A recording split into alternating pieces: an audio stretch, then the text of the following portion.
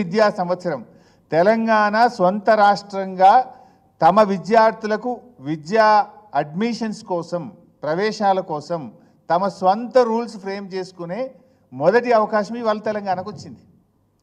నిన్నటి వరకు నీకు లేదు. నిన్నటి వరకు నువ్వు ఉమ్మడి ఆంధ్రప్రదేశ్ యొక్క విద్యా విధానాలనే కొనసాగించినాం.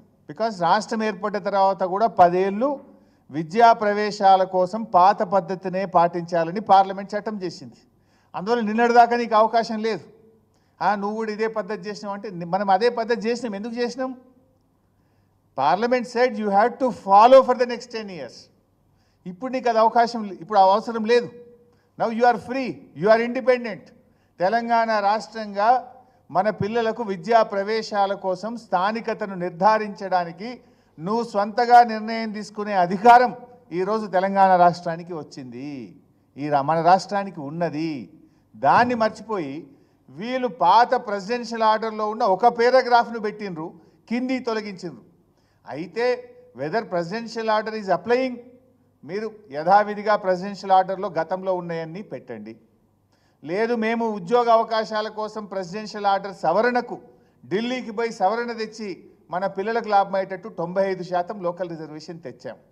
You also do that process. 8 నెలల ఏం చేస్తుండ్రు మీరు వచ్చి? లేదు ప్రెసిడెన్షియల్ ఆర్డర్ లేదు అనుకుంటే ఇతర రాష్ట్రాలు చేసినట్టు నువ్వు కూడా సొంతగా మన రాష్ట్రానికి రూల్స్ ఫ్రేమ్ చేయండి. ఇవాళ తమిళనాడు ఎట్లున్నది? తమిళనాడు రాష్ట్రంలో చూస్తే 6వ తరగతి నుంచి 12వ తరగతి దాకా తమిళనాడులో చదువుకొని ఉండాలి. తల్లిదండ్రులు కూడా తమిళనాడు వాళ్ళు అయ్యి ఉండాలి. రేషన్ కార్డు ఉండాలి తమిళనాడులో. రేషన్ కార్డో, బర్త్ సర్టిఫికెటో, నేటివిటీ సర్టిఫికెటో మేము తమిళనాడు వాళ్ళమని తల్లిదండ్రికి ఉండాలి. పిల్లలు కూడా 6 నుంచి 12 చదివితే వాళ్ళకాడ MBBS సీటు దొరకడానికి వాళ్ళ అర్హత ఉన్నది. అది తమిళనాడు రాష్ట్రం అట్లా వాళ్ళు తయారు చేసుకున్నారు. కర్ణాటకకు పోతే ఏమంటున్నారు? 7 సంవత్సరాలు కర్ణాటకలో చదువుకొని ఉంటే చాలు. తల్లి కానీ తండ్రి కానీ ఇద్దరుంటే ఇంకా మంచిది. ఒక్కరన్నా కర్ణాటకలో ఉండి ఉంటే వాళ్ళ పిల్లలు కర్ణాటక పిల్లలుగా పరిగణించి వాళ్ళకు MBBS సీట్లకు అడ్మిషన్ ఇస్తాం. ఇది కర్ణాటక పద్ధతి. కేరళలో ఒక పద్ధతి ఉంది. కేరళలో ఏమంటున్నారు?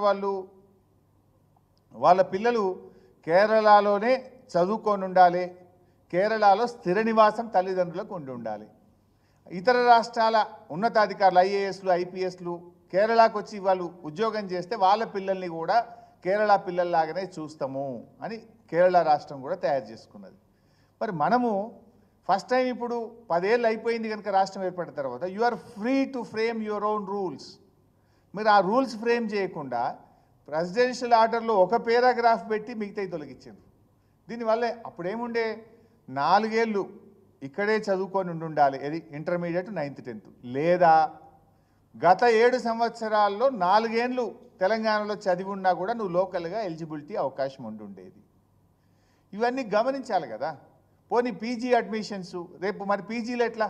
నువ్వు MBBSలో నీట్లో ఇతర పక్క రాష్ట్రంలో చదివి వస్తే నీ పీజీలో మన సీట్లు అసలు ఈ పిల్లలకి PGలో తెలంగాణలో చదువుకోవడానికి అర్హతనే కోల్పోతారు. ఇక MBBS బయట చదివితే తెలంగాణలో తెలంగాణ పిల్లలు తెలంగాణలో PG చేయడానికి అర్హత కోల్పోతారు. తెలంగాణ పిల్లలు ఇంటర్మీడియట్ పక్క రాష్ట్రంలో ఎక్కడైనా చదివితే వాళ్ళు తెలంగాణలో MBBS అడ్మిషన్కు అర్హత కోల్పోయే విధంగా మీరు రూల్స్ ఫ్రేమ్ చేసినారు. ఆ రోజు ఉన్న రూల్స్లో దీంతో పాటు కింద 1, 2, 3, 4 దెర్ ఆర్ 4 ఆప్షన్స్. కానీ మీరు ఒక ఆప్షన్ పైది మాత్రం పెట్టి కింది తీసి పడేసిండ్రు. అంటే ఎంత అనాలోచితంగా ప్రవర్తిస్తున్నారు. ఈ రాష్ట్ర భవిష్యత్తు మీద, పిల్లల భవిష్యత్తు మీద మీకు ఏమాత్రం ఆలోచన లేకుండా పోయింది. అయినా ఇది ఒక మెడికల్ అడ్మిషన్స్కి ఇచ్చేసినారు మీరు. Total state as a whole విద్యా ప్రవేశాల కోసం ఈ రాష్ట్రంలో స్థానికతను ఎలా నిర్ధారిద్దాము అనడానికి ఒక ప్రణాళిక ఉండాలనే వద్దా రాష్ట్రానికి? ఏం చేయాలి రాష్ట్రము? చీఫ్ సెక్రటరీ గారు, GAD సెక్రటరీ, లా సెక్రటరీ, ఎడ్యుకేషన్ సెక్రటరీ, ఒకరిద్దరు వైస్ ఛాన్సలర్ని పెట్టి ఒక కమిటీ వేసి దీన్ని స్టడీ చేసి పక్క రాష్ట్రాలు ఎట్లా చేస్తున్నాయి, నిన్నటి వరకు ఉన్నది ఏంది, రేపు మన పిల్లలకు మేలు చేయాలంటే ఏం చేస్తే బాగుంటుంది అని ఒక కమిటీ లాగా ఒక హై లెవెల్ కమిటీ వేసుకొని దాన్ని పరిశీలించి GAD నుంచి ఒక ఆర్డర్ ఇచ్చేస్తే అది ఏ యూనివర్సిటీకైనా, ఇంజనీరింగ్కైనా, మెడిసిన్కైనా, లాకైనా it will become a common rule for admissions. కానీ మీకు అసలు ఈ గవర్నమెంట్ నడిపే విధానం మీద మీకు ఇంకా అవగాహన రావడం లేదా? గవర్నమెంట్ను ఎట్లా నడపాలో మీకు తెలవడం లేదు. Is it the way? ఎడ్యుకేషన్కి ఒక సిస్టమ్ ఉండాలి. మెడికల్ కోర్ట్ ఇప్పుడు ఎవరిది వాళ్ళు ఇస్తారా? మెడికల్ అడ్మిషన్స్కి మీరు ఇచ్చేస్తారు. ఇది కూడా అంతా తలా తోక లేకుండా, ఒక సరి అయినటువంటి విధానం లేకుండా, ప్రెసిడెన్షియల్ ఆర్డర్లో ఒక పేరాన్ని పెట్టి ఒక ఆప్షన్ని పెట్టి మిగతా 2 ఆప్షన్స్ తొలగించి సింపుల్గా మీరు మెడికల్ అడ్మిషన్స్కి ఇచ్చిండ్రు.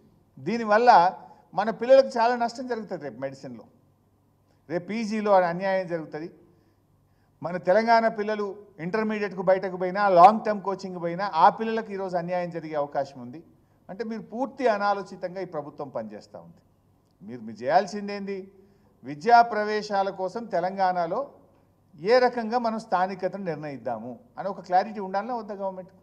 సో ఇప్పటికైనా ప్రభుత్వం సోయి తెచ్చుకొని తక్షణమే ఒక హై లెవెల్ కమిటీ కాన్స్టిట్యూట్ చేసి, ఇప్పుడు మనము 10 ఏళ్ళు జాయింట్ క్యాపిటల్ నుంచి మనం బయటపడ్డాం కనుక నౌ విద్యా ప్రవేశాల కోసం Telangana is independent to take decisions. ఇప్పుడు మనం ఏ రకంగా మన పిల్లలకు మేలు చేయాలి అనే దాని మీద ఒక స్పష్టమైన విధానంతో రాష్ట్ర ప్రభుత్వం ముందుకు రావాలని చెప్పి నేను డిమాండ్ చేస్తూ ఉన్నా. ఒకవేళ మీకు అర్థం కాకపోతే అఖిలపక్షాన్ని పిలవండి, అన్ని పార్టీలను పిలవండి. ఏ రకంగా మన తెలంగాణ పిల్లలకు మేలు చేయాలనో ఓ అఖిలపక్షాన్ని పిలిస్తేనైనా మేమైనా వచ్చి మీకు తగిన సూచనలు మా అనుభవ రీత్యా మేము అందిస్తాం. అందరం కలిసి తెలంగాణ పిల్లలకు మేలు చేసే విధంగా పనిచేద్దాం. ఆ రోజు మేము ప్రైవేట్ కాలేజీల్లో బి కేటగిరీ సీట్ల విషయంలో జాగ్రత్త వహించాం. తెలంగాణ ఏర్పడ్డాక కొత్త కాలేజీలు పెడితే 100% పిల్లలకు మన పిల్లలకు దక్కేటట్టుగా మేము ప్రయత్నం చేసినాం. కానీ మీరు అసలు గాల్ల దీపంలాగుంది మీ పాలన. ఒక అవగాహన లేకుండా మీరు వాళ్ళు చేస్తూ ఉన్నారు. నాకు అర్థమవుతలేదు అసలు. డైరెక్టర్ మెడికల్ ఎడ్యుకేషన్ ఏం చేస్తున్నాడు? వైస్ ఛాన్సలర్ హెల్త్ యూనివర్సిటీ ఏం చేస్తున్నాడు? మరి ఈ సెక్రటరీ ఎడ్యుకేషన్ ఏం చేస్తున్నట్టు? ఇంత అవగాహన లేకుండా ఉంటారా? Is it the way? కొన్ని లక్షల జీవితాలు కదా ఇది. లక్షల మంది విద్యార్థులతో మీరు చెలగాటమాడుతున్నారు. ఎంత కష్టపడతారు పిల్లలు డాక్టర్ కావాలని? 9000 MBBS సీట్లు ఉన్నాయి ఈరోజు మన రాష్ట్రంలో. ఆ పిల్లల జీవితం ఒకసారి మిస్ అయిపోతే, ఒక విలువైన విద్యా సంవత్సరం మిస్ అయిపోతే ఎంత కష్టపడతారు ఆ పిల్లలు? లీగల్గా కూడా కోర్టుకు పోయినా ఇదంతా కూడా పెద్ద సమస్యగా మారే అవకాశం ఉంది. సో ప్రభుత్వం ఇప్పటికైనా క్లారిటీ తెచ్చుకొని GADతో సంప్రదించి ఒక హై లెవెల్ కమిటీ వేసి తక్షణమే ఈ జీవోను సవరణ చేయాలి. విద్యా ప్రవేశాలలో స్థానికత నిర్ధారణ కోసం ఒక స్పష్టమైన అవగాహనతో రాష్ట్ర ప్రభుత్వం ముందుకు రావాలి. అడ్మిషన్స్ అన్నీ కూడా జరుగుతూ ఉన్నాయి. విద్యార్థులకు ఇబ్బంది కాకుండా చూడాలని చెప్పి మేము